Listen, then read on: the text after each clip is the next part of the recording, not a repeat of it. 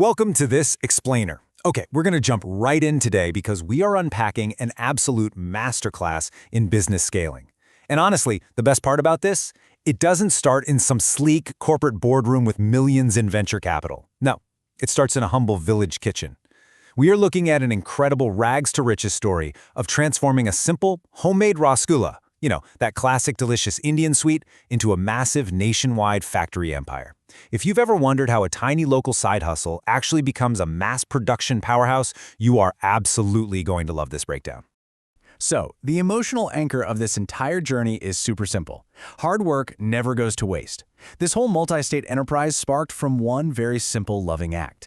Picture this. A husband comes home, totally exhausted from work, and his wife makes him some special fresh rasgullas, just to lift his spirits. He tastes them and is instantly blown away. They are incredibly delicious. And that single moment of genuine appreciation, that sparked an entrepreneurial dream. They realized they had a product people would genuinely love, and they decided right then and there to go for it and open a shop. Which brings us to phase one, the sweet beginning, or creating the MVP. As you know, every great business starts with a minimum viable product, an MVP. And their setup was brilliantly simple. Incredibly tasty fresh rasgullas sold out of a really small local shop. They didn't overcomplicate things at all. The founders just committed to making fresh rasgullas daily, focusing 100% on high-quality output. The goal was straightforward. Just get people to taste it, and wow, did it work. They invited everyone to come get sweets, and slowly but surely, they built this incredibly loyal, recurring local customer base who just couldn't get enough of that fresh, handmade taste. The growth here was practically explosive. Let's trace how fast this happened. Day one was that magical first tasting at home. Literally within a week, they had their small shop open. By month one, word of mouth had spread like wildfire, and they were already managing massive crowds. People were just flocking to them, and the founders knew their hard work was paying off. Then, get this, by year one, they had actually saved enough of their earnings to buy land for a much bigger shop. It's a perfect illustration of how a truly superior product naturally drives massive organic growth. All right, let's keep that momentum going into phase two, scaling the sweetness. All of this explosive growth forced an evolution. The founders hit a massive turning point where they realized, okay, the shop has become too small. We desperately need a bigger shop. All those careful, disciplined savings from their relentless hard work finally allowed them to take a huge leap. They bought new land and built a larger, beautiful storefront. They knew that if they wanted to serve their growing audience without losing that core quality, upgrading their physical capacity wasn't just an option, it was absolutely crucial. And of course, with a bigger shop came some major operational shifts. They couldn't just do it all by themselves anymore. So they hired new staff to keep up with the overwhelming demand, delegating tasks so they could keep service moving quickly. And they really needed to, because they were now serving customers who were traveling from distant villages just to taste these famous rasgullas. Crucially, this is also when they initiated formal packaging. They started putting, as they beautifully described it, love in every box. This wasn't just handing a neighbor a sweet on a plate anymore.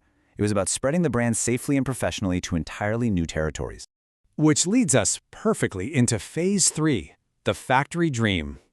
Now this is where we see the massive pivot. We're going from a busy local storefront to a true, systemized mass production enterprise. And their approach to scaling up to the factory level was so logical. They didn't just blindly go out and buy machines. First, they intelligently built a warehouse to secure their rapidly growing inventory. They knew they needed a safe place to store raw materials before anything else. Next, they constructed a massive factory building right on that foundation. Then came the automated machinery, and finally, the launch of nationwide shipping. Honestly, it's an absolute masterclass in phased, intelligent scaling. You can just feel the sheer relief in their realization here. The machines have arrived. Now the work will be easy. The transition to automated machinery was a literal game-changer for them. Suddenly, these machines were allowing them to produce perfectly shaped, beautiful rasgullas at an unprecedented speed. It took all that immense physical strain off the founders and transformed what was a manual, super time-consuming labor of love into a streamlined, highly efficient process. And the result of that new efficiency? Thousands of boxes. To put that in perspective, that is a massive jump in scale. Automated production meant they were no longer constrained by how many sweets two people could physically roll by hand in a day. They were prepping thousands of boxes, on time, every single time, ready to be shipped out. Not just to the neighboring villages anymore, but across the entire state and eventually the entire country. It's honestly mind-blowing to reflect on how far they came. Think about the contrast. They went from the small shop, handmade era, super intimate, totally localized, serving just a few neighbors, to the large factory, machine-made era, standardized, automated, and fulfilling demand for an entire region. It is the ultimate entrepreneurial evolution. It perfectly captures that crazy leap from a mom-and-pop local business to an industrial powerhouse. And finally, we arrive at Phase 4, the fruits of hard work. At the end of the day, real success isn't just about the machinery or the logistics, right? It's about the people. And this sums up their core philosophy perfectly. This is all the fruit of hard work. We will share happiness with everyone. Their massive success and newfound financial freedom allowed them to build a beautiful new house. But the truly inspiring part is that they never lost their humility. They viewed their wealth as something to be shared. They maintained a deep, genuine commitment to spreading happiness and sharing their success with the community and the customers who supported them from day one. They knew that without the public's support, none of it would have been possible. So what's the big takeaway here? It really boils down to a simple formula. Success equals hard work plus courage plus remembering your roots. This story proves that massive dreams absolutely do come true when you combine relentless, persistent effort with the sheer courage to expand and take risks. But the anchor to all of that, the secret sauce that keeps a business grounded, beloved, and respected, is never forgetting where you started and who helped you get there.